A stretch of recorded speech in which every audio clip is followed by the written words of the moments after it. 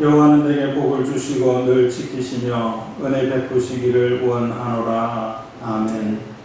하나님 아버지, 코로나19 이 감염이 일부 교회에서도 발생되는 이런 일들 때문에 예배당에 오지 못하고 가정에서 예배를 드립니다.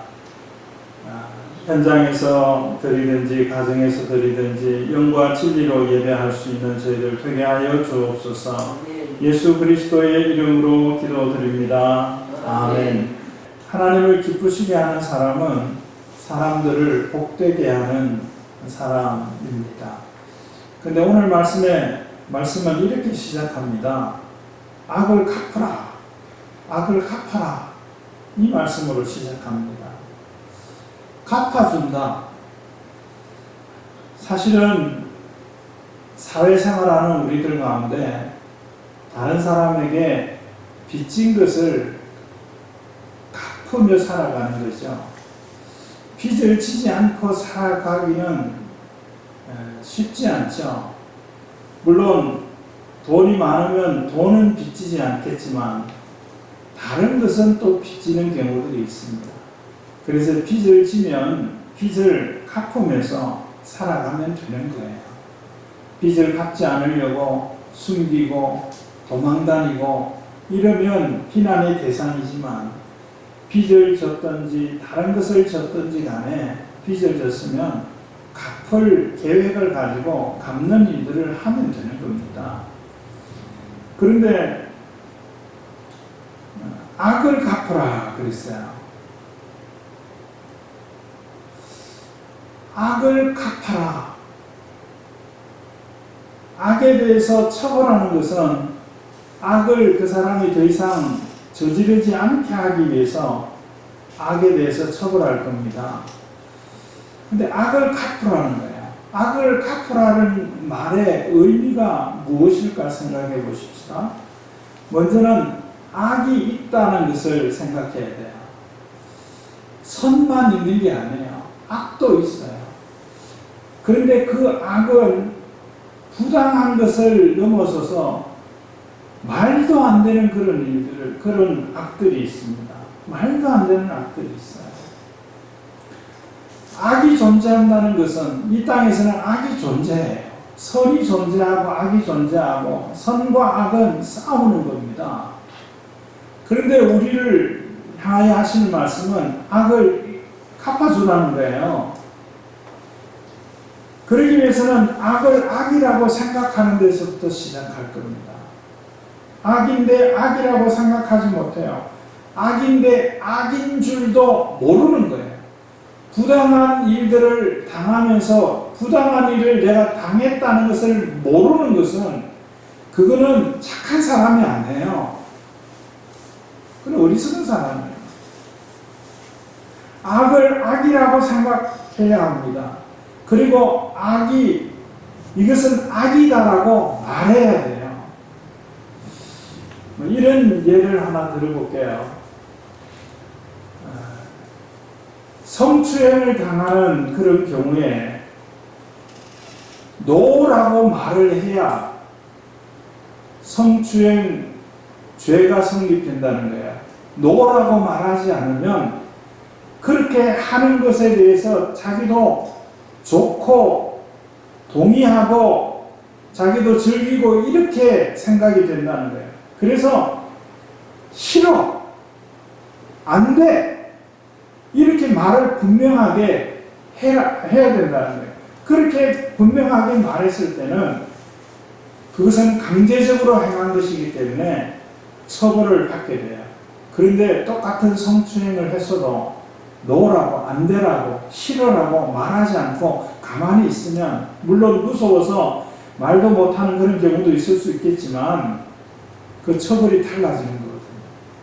악을 악이라고 생각하고 악을 악이라고 말할 수 있어야 하는 겁니다. 그래야 악을 갚아주는 거죠.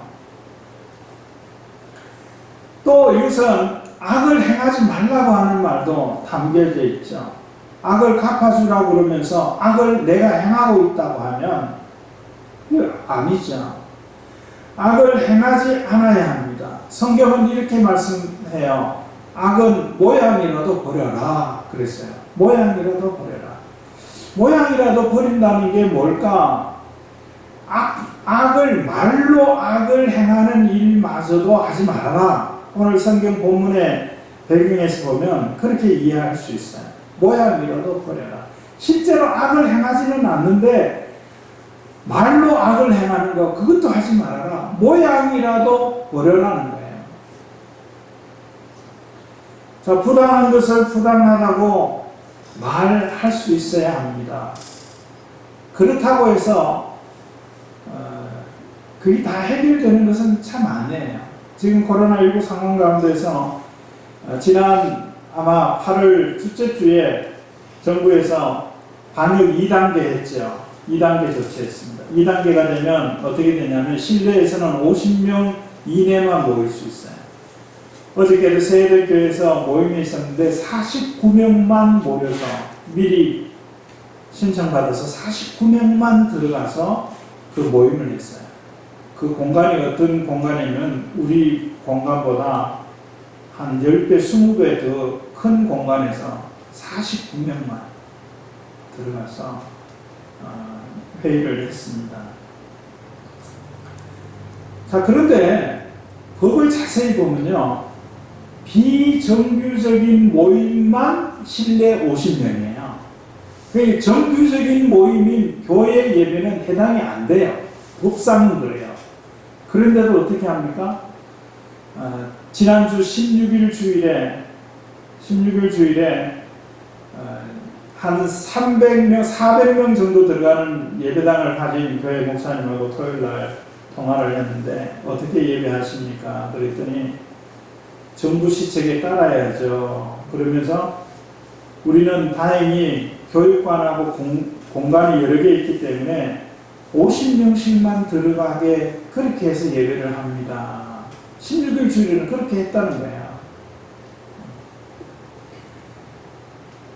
법을 따지고 보면 해당이 안 돼요. 종교와 집회의 자유라는 말이 있어요. 헌법에 있죠. 그 종교의 자유는 우리가 신앙할 수 있는 자유고 집회의 자유는 교회 예배에 모이는 것을 집회라고 말하는 게 아니에요. 그냥 비정규적으로 하는 그 모임을 집회라고 말하는 거예요. 그거는 판례에도 나오는 거예요. 그런데도 이렇게 합니다. 부당한 것 알지만 그래도 정부 시책이라고 감염병 예방하기 위해서 교회들이 여기에 따랐어요. 18일에 총리 담화 이후에 교회는 고위험부로 지정하지 않지만 비대면 예배만 허용한다. 이 발표가 있은 이후에 교단장들이 모여서 비대면 예배, 온라인 예배하려면 그 예배를 위해서 필요한 인원이 있다. 10명, 20명 줄다리에 가다가 20명까지 가능하도록 그렇게 했습니다. 그런데 사실은 성수를 해도 트는 것을 잘 못하시는 분이 있어요. 아예 시도조차도 못하시는 분이 있어요. 어떤 분이 그랬다고 그래요. 텔레비전 틀었는데 다른 교회 목사님들은 설교하는 거 나오는데 우리 목사님 왜 설교하는 게 안 나오냐고. 기독교 방송에서 설교하시는 분들이요. 그 설교하려면 성경이 수백만 원 돼야 돼요. 그리고 11시 예배에 그 설교가 나가게 하는 교회는 몇 교회 없어요. 같은 시간대에 어떻게 나갑니까? 행정명령에 아직도 부당한 부분이 많아요. 방역 2단계인데 교회는 비대면 예배해라. 방역 2단계는 집합을 적용한다고 하는데 50명이잖아요. 그럼 50명 이내에는 허용해야죠. 20명밖에 안 된다고. 그것도 방송하는 일을 위해서만 한다고 이렇게 이야기해요. 아예 그러면 제가 그랬어요. 시청 담당자에게. 방역 3단계 해라. 그러면 10명 모일 수 있는 거잖아. 작은 교회들은 10명 이내로 모이는 교회들이 부지기수거든요. 지금 상황은 더 그래요. 부당한 거예요. 자, 그런데도 따릅니다. 굴복한 거 아닙니다. 선제적으로 교인들과 이웃을 생각해서 그렇게 하는 거예요. 자, 부당한 것에 대해서 부당하다고 말하고 악한 것에 대해서 악한 것이라고 말할 수 있어야 돼요. 그리고 내가 그 일들을 행하지 않아야 돼요. 레위기식으로 악을 갚는 방법은 뭐냐면 눈에는 눈이에요. 이 무슨 말인가 하면 누가 나를 눈을 다치게 했으면 내가 그 사람 눈을 다치게 하라는 거예요. 이에는 이라고 그랬어요. 누가 나의 이를 상하게 했으면 내가 그 사람의 이를 상하게 하라는 거예요. 그게 벌이에요. 그런데 그게 자세히 보면 눈에는 눈, 이에는 이라고 하는 말이 뭔가 하면 눈을 다치게 한 사람을 죽여서는 안 된다는 그런 뜻이에요. 이를 부러뜨린 사람에게 팔을 부러뜨려서는 안 된다는 그런 뜻이에요. 눈을 상하게 하는 것을 못하게 하기 위한 처벌이 눈을 상하게까지는 할 수 있다는 이 말이에요. 그게 레위기식 악을 갚는 방법입니다.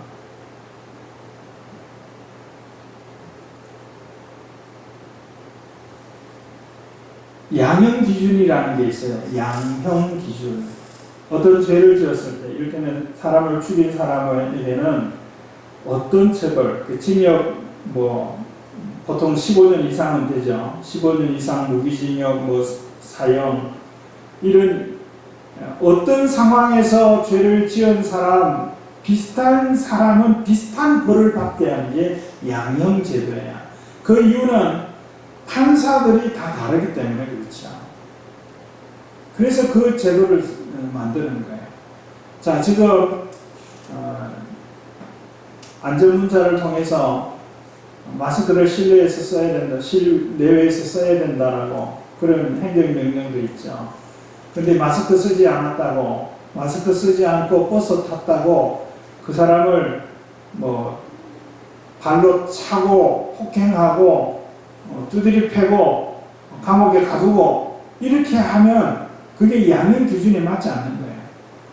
마스크 쓰지 않고 버스 타면 아마 벌금 10만 원인가 그럴걸요? 적발되면.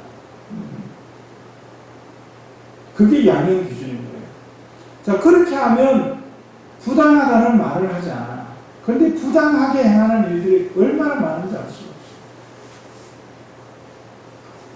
자, 악을 갚아주는데 오늘 말씀은 어떻게 하라고 그러는가 하면 악을 갚아주는데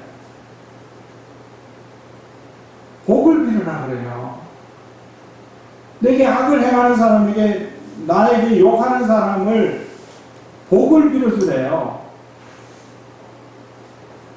하나님은 우리를 너무 과대평가하시는 것 같아요. 어떻게 복을 빌어줍니까? 눈에 넣어도 아프지 않을 것 같은 자녀가 맞아서 눈이 부어서 울면서 집에 들어왔는데 그 때린 아이를 위해서 복을 빌어줄 수 있어요? 내 아이가 먼저 시비를 걸고 먼저 주먹 한번 날리다가 얻어맞은 경우라고 할지라도 사과는 할지언정 복을 빌어줄 수 있어요? 그렇게 하실 수 있나요? 하나님은 우리를 너무 과대평가하시는 것 같아요. 이런 생각을 가지고 이 성경을 덮어버리면 하나님께서 이 말씀을 하신 이유를 알 수 있는 기회는 차단되죠. 이 말씀의 의미가 뭘까요? 복을 빌어주라고 하시는 이 말씀에 담긴 의미를 한번 생각해 보십시다. 복을 빌어주라고 하는 것, 그게 이제 한자로 말하면 축복해라 이 말이죠. 축복하라는 것은 복을 빈다는 것이니까. 자, 복을 빌어주라고 하시는 말씀은 너는 복 주는 사람이 아니다 이 뜻이에요. 우리는 복 주는 사람이 아니에요. 복을 빌어줄 수는 있지만 우리는 복을 주는 사람이 아니에요. 우리는 복을 줄 수가 없어요. 받은 복을 나누어 가질 수는 있을지 모르지만, 내가 벌은 것을 나누어 먹을 수 있을지는 모르지만 우리는 복을 줄 수 있는 사람이 아니에요. 복을 줄 수 있는 분은 천지 만물을 창조하신 하나님만이 하실 수 있는 일입니다. 복을 빌어라는 것은 너는 복을 줄 수 있는 사람이 아니다라고 하는 것을 선언하시는 거예요. 그러면서 민수기 6장 27절에는 모세와 제사장들에게 이렇게 말씀하셨습니다. 내 이름으로 이스라엘 자손에게 축복해라. 그러면 내가 그들에게 복을 주겠다. 그랬어요. 자, 모세와 제사장들. 히브리서에 보면 예수 믿는 모든 사람들을 다 제사장이라고 이렇게 했어요. 확대해서 간 거죠. 자, 우리에게도 주신 말씀이에요. 우리가 형제들을 위하여 축복하면, 복을 빌면 하나님께서 그들에게 복을 주신다. 이렇게 말씀하셨어요. 논리적으로만 하면 내 옆에 있는 형제가, 내 가족이, 내 자녀가 복을 받지 못한다면 복을 빌어줄 수 있는 내가, 축복할 수 있는 내가 축복하지 않았기 때문에, 하나님께 복을 빌지 않았기 때문에 복을 받지 못한다라고 논리적으로 그렇게 말할 수 있는 거예요. 물론 복을 빌 수 있는, 빌어줘야 되는 그런 내가 복을 빌지 않는다고 복을 받을 그가 복을 받지 못하는 것은 아니지만, 자, 어떤 사람이 복을 받았어요. 그런데 내가 그 사람이 복을 받도록 하나님께 빌었어요. 그런데 복을 받았거든요. 제 기분이 어떻겠어요? 제가 아까 총회하고 총회 담당자들하고 통화한 내용을 제가 말씀드렸잖아요. 18일날 총리 담화를 듣고 하루 종일 생각해 보니까 너무 안 맞거든요. 이 큰 교회만 생각하고 이런 조율을 한 것 같아가지고 기도하다가 아침 9시 경건회 끝나고 9시 반쯤에 전화를 해서 계속 이야기를 하는 거예요. 이거는 작은 교회를 생각한 거냐, 그렇게 이야기를 했거든요. 그리고 반기독교 대책위원장에게도 다른 루트를 통해서 한 달을 거쳐서 이야기했지만 이야기를 했어요. 그런데 며칠 있다가 토요일 오전에 그 총회장 편지가 또 도착하니까 제 마음이요. 제가 그런 일 안 한 상태에서 그런 결정을 한 거하고, 제가 그래도 전화하고 이렇게 항의하고 하는 상황에서 그렇게 결정이 되고 나니까 마치 제가 그걸 이야기를 해갖고 그렇게 관철이 된 것 같은 그런 생각이 드는 거예요. 그런 뿌듯함이 있는 거예요. 내가 복을 빌었는데 그 사람이 복을 받았다, 이런 생각을 가질 수 있는 거잖아요. 이 약속의 말씀에 근거해서. 복을 비는 일들을 하기 위해서 너희들을 불렀다라고 말씀하셨어요. 자, 그러면서 10절에 보면 복을 이어받게 하겠다, 이어받게 하려 하신다. 너희들을 부른 것은 복을 이어받게 하려 하심이라고 했거든요. 자, 이 말을 잠깐 생각해 보세요. 복을 이어받게 한다. 이 말이 뭔가 하면, 내가 어떤 사람이 복을 받아야 되겠다고 생각해서 돈이 없어서 돈의 복을 받아야 되겠다고 생각하고, 건강을 잃어버려서 건강의 복을 받아야 되겠다고 생각해서 하나님께 기도합니다. 하나님, 아무개 건강의 복을 주십시오. 하나님, 아무개 물질의 복을 주십시오. 이렇게 기도를 했다고 합시다. 그런데 내가 물질로 저 사람보다 더 어렵다면 그 기도가 되겠어요? 내가 저 사람보다 더 건강이 안 좋은데 그 기도가 되겠냐고요. 복을 이어받게 한다라고 하는 것은, 그리고 복을 빌라고 하는 것은 네가 복을 받아야 된다는 거예요. 하나님이 너를 부르신 것은 복을 네가 받게 하기 위해서 부르신 거고, 그리고 그 다음에 그 복을 받으니까 이 받은 복이 너무나 좋아. 이 복이 없으면 내가 어떻게 살까? 그래서 복을 빌라는 것입니다. 이 복을 이어받게 하는 겁니다. 자, 그런데 내게 욕하고 내게 악을 행하는 사람에게 빌 복이 뭘까요? 악을 행하는 사람에게 들키지 않게 해달라고 그렇게 기도할 건가요? 악을 행하는 사람이 악을 행하는데 아무 탈 없이 방해받지 않고 잘하게, 형통하게 악을 행하게 해달라고 기도할 건가요? 그거는 아니잖아요. 그건 아니잖아요. 악을 행한 사람의 악을 행했다라고는 말해야 되잖아요. 부당한 일을 행하면 부당하게 행했다라는 것을 말해줘야 되는 거예요. 아닌 것은, 싫은 것은 아니다라고, 싫다라고 말해줘야 되는 거예요. 그러면 욕을 하고 악한 말을 하고 악한 일을 행하는 그 사람들에게, 그 사람들을 위해서 하나님께 어떻게 기도해야 될까요? 이렇게 하면 될 것 같아요. 하나님, 저들이 하는 일이 잘못된 것을 깨닫게 해주십시오. 깨닫는 복을 주십시오.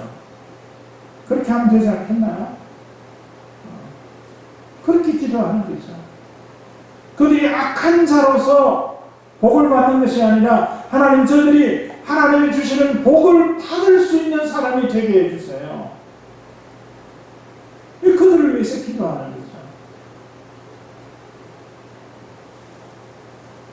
이 일들은 어떤 마음이 있을 때 이런 일들이 가능할까요? 8절에 보면 너희가 마음을 같이 하고 동정하며 사랑하고 불쌍히 여기고 겸손하며 그랬어요. 동정한다라고 하는 것은 이 단어의 원어의 설명이 이런데 한번 읽어드릴게요. 다른 사람과 같이 같은 고난, 또 같은 감명, 감정의 영향을 받은 것, 다른 사람과 같은 일을 겪거나 경험한 것, 이것을 동정하는 것이다. 이렇게 원어의 단어는 그렇게 설명을 했어요. 그러니까 경험한 거예요. 같은 일을 겪어본 거예요. 그러니까 그 마음이에요. 내가 지금은 겪지 않지만 겪어봤고, 내가 겪으면 저렇게 어렵겠다, 힘들겠다라고 하는 것을 내가 같이 공감을 하는 거예요. 그런 마음이 없이는 악을 행하는 자를 위하여 하나님께 복을 비는 기도를 할 수가 없어요. 형제를 사랑하는 마음, 불쌍히 여기는 마음, 마지막으로 겸손한 겁니다. 겸손한 것. 자, 이게 뭔가 하면 내가 복을 받았습니다. 하나님께 복을 받았어요. 그런데 나는 복 받을 사람이기 때문에 복을 받는다면 내가 제일 먼저 받아야 되는 사람이기 때문에 나는 복을 받은 거야. 하나님이 나 빼놓고 복 주실 사람이 어디 있어? 이거는 겸손한 게 아닙니다. 나 같은 사람에게도 하나님이 복을 주셨다. 나 같은 사람에게도 하나님께서 예수 믿는 복을 주셨다. 나 같은 사람에게도 하나님이 예배할 수 있는 복을 주셨다. 나 같은 사람에게도 하나님이 기도할 수 있는 복을 주셨다. 하나님의 자녀로 살아갈 수 있는 복을 주셨다. 이 겸손에 있는 사람이 악을 행하는 사람을 위하여서도 하나님께 복을 비는 일들을 할 수 있는 겁니다. 12절의 말씀에는 하나님의 눈은 의인을 향하시고 하나님의 얼굴은 악행을 행하는 자들을 대하신다 그랬어요. 하나님의 눈은 의인을 향하시고, 의인이 누군가 하면 욕하고 악을 행하고 부당한 일들을 행하는 자들을 위하여서 복을 받은 자로서 복을 빌어주는 그런 일들을 하는 사람이 오늘 이 말씀에서 의인이라고 말씀하는 거예요. 악한 이들은 누굽니까? 하나님께 부름을 받지 못한 사람이에요. 하나님을 알지 못하는 사람들이에요. 이런 사람들을 대하여 얼굴을 대하신다 그랬어요. 이 얼굴을 대한다라고 하는 말의 의미는 진노하신다는 뜻이에요. 진노하신다는 뜻이에요. 그래서 너희가 악을 악으로 갚지 말아라. 악을 갚는 것은 하나님께 맡겨라. 그렇게 말씀하고 있지 않습니까? 하나님을 기쁘시게 하는 일들을 힘쓰는 성도들이요, 사람들을 복되게 하는 삶을 살아갈 수 있습니다. 그 사람들에게는 믿음의 형제들 뿐만 아니라 부름을 받지 못해서 하나님을 알지 못하고, 그래서 욕하고 악을 행하는, 하나님을 믿고 예배한다는 이유 때문에 비난하는 저들을 향해서도 복을 비는 삶을 살아갈 수 있다라고 말씀합니다. 하나님 우리를 과대평가하셔서 그런 것이 아니라 하나님의 복을 받은 사람은 겸손하게 하나님 나 같은 사람에게도 복을 주신 것처럼 저 사람들에게도 복을 주십시오. 잘못하고 있다는 것을 깨달을 수 있는 복을 주시고 더 나아가서는 예수님 믿을 수 있는 복을 주십시오. 이 기도가 그들을 위하여 우리가 빌 수 있는 복입니다. 축복입니다. 하나님께서 우리로 이렇게 할 수 있을 때까지 우리에게 은혜를 주시고 우리와 함께 하시고 우리를 도와주실 줄로 믿습니다. 도리어 복을 비는 삶을 살아갈 수 있는 저와 여러분이 되어지기를 바랍니다. 하나님 아버지 감사합니다. 하나님을 기쁘시게 하려고 하는 저희들에게 사람들을 복되게 하는 삶을 살아갈 수 있게 하옵소서. 하나님 아버지, 우리가 내게 선을 행하는 이들에게 위해서는 복을 빌고 기도해 주지만 내게 욕하고 악을 행하는 자들을 위해서는 악한 감정을 가지고 대할 때가 많습니다. 하나님, 그러나 도리어 복을 빌라고 말씀하시니 이렇게 할 수 있도록 저희들에게 은혜 주시고 겸손하게 하시고 복을 주셔서 나와 같이 저들도 복을 받을 수 있게, 나와 같이 저들도 하나님 주시는 복을 받을 수 있는 사람 되게 해달라고 하는 이 기도를 울부짖으며 드릴 수 있는 저희 성도들이 되어질 수 있게 하옵소서. 예수 그리스도의 이름으로 기도드립니다. 아멘. 지금은 부활이요 생명이신 우리 구주 예수 그리스도의 은혜와 하나님 아버지의 다함이 없는 사랑하심과 성령님의 감동, 감화, 교통, 충만하심이 하나님을 기쁘시게 하기를 힘쓰며 사람들을 복되게 하는 삶을 살아가도록 말씀하여 주시는 주의 음성을 듣고 악한 일을 행하는 자들에게까지 복을 으로 말미암아 하나님께서 그를 복받을 사람으로 바꾸어 주시 복을 받게 하는 삶을 살아가기로 소원하는 성도들 가운데 이제로 영원히 함께 있을지어다. 아멘.